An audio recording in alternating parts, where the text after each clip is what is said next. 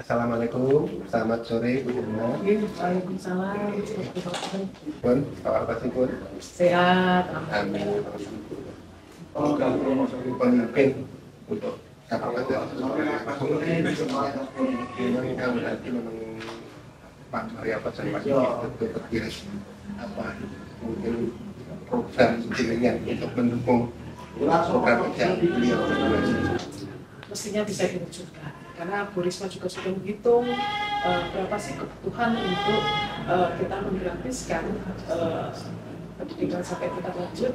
Itu ternyata kita bisa.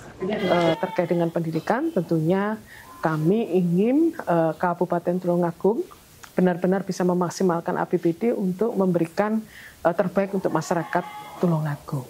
Dan untuk SMA, saya juga akan berjuang agar karena kewenangan dari SMA itu adalah provinsi, maka kita akan berjuang bahwa pendidikan gratis di Tulungagung itu benar-benar bisa terwujud, termasuk SMK, kemudian juga bagaimana kolaborasinya dengan sekolah swasta dan sebagainya. Termasuk juga pendidikan agama, Madin, itu juga selama ini juga sudah disupport oleh APBD provinsi.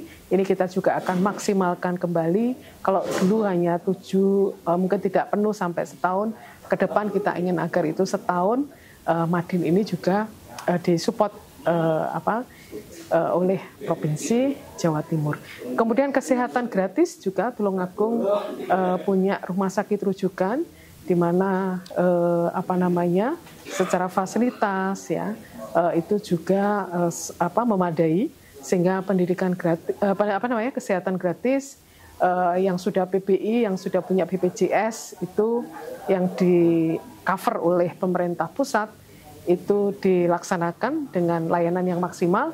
Sementara yang belum tercover itu nanti akan oleh Mardinoto sudah punya konsep bagaimana kita menjadi UHC, Universal Health Care. Jadi seluruh masyarakat Tulungagung itu semestinya memang harus mendapatkan kesehatan gratis sehingga tidak menunggu BPJS dari pusat, tapi juga APBD kita bisa maksimalkan untuk memberikan layanan kesehatan kepada seluruh masyarakat Tulungagung tanpa terkecuali. Kemudian juga terkait dengan Perpres 80, yaitu terkait dengan JLS, ini juga terkait dengan kewenangan RI dan provinsi, apalagi di Tulungagung itu ada JLS, di mana melintasi pantai-pantai kita yang mempunyai potensi yang luar biasa. Dan tentunya kebetulan saya di Provinsi Jawa Timur di Komisi Ekonomi itu juga saya ingin memastikan juga bahwa kita bisa memaksimalkan bagaimana potensi JLS ini, pembangunan JLS ini bisa meningkatkan, mendongkrak PDRB dan perekonomian di Tulungagung khususnya di sekitar wilayah JLS. Jadi pantai yang itu tentunya luar biasa potensinya bisa dimaksimalkan menjadi pariwisata yang bisa mendatangkan wisatawan dari luar Tulungagung. Kemudian UMKM sebagai pelengkap dari pariwisata itu juga dimaksimalkan sehingga menjadi alternatif tujuan wisata kuliner. Nah ini yang kemudian jalan-jalan siripnya, kalau JLS-nya sudah hampir selesai, jalan siripnya juga harus dimaksimalkan sehingga bisa mencapai pantai, mencapai jalan-jalan utama ya, sehingga akhirnya wisatawan itu bisa tanpa halangan dan tidak terkendala sehingga destinasi atau keinginan untuk datang ke Tulungagung untuk menghabiskan uang di Tulungagung itu bisa kita maksimalkan. Begitu juga terkait dengan petani, karena di sini juga basisnya adalah pertanian agro ya.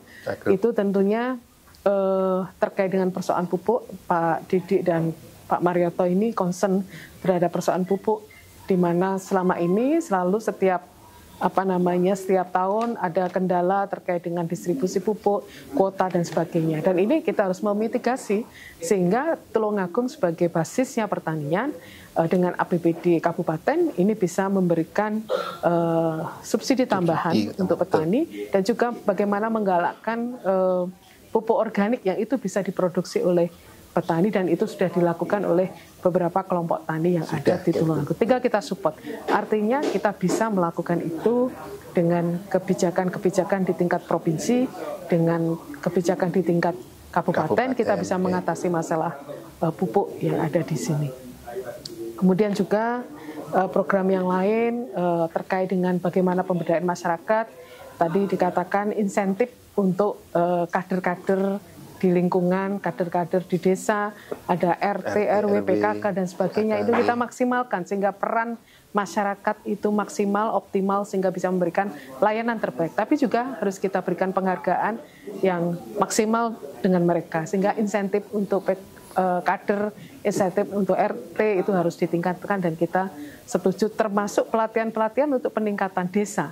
Karena misalnya desa wisata itu juga kita provinsi punya program pemberdayaan desa wisata, sehingga kita bisa memaksimalkan desa-desa wisata di ada Tulungagung sehingga menjadi destinasi yang tentunya mendongkrak ekonomi desa itu. Kita lanjutkan, yang kurang kita perbaiki, kita maksimalkan, dan tentunya bersinergi dengan provinsi dan pemerintah pusat.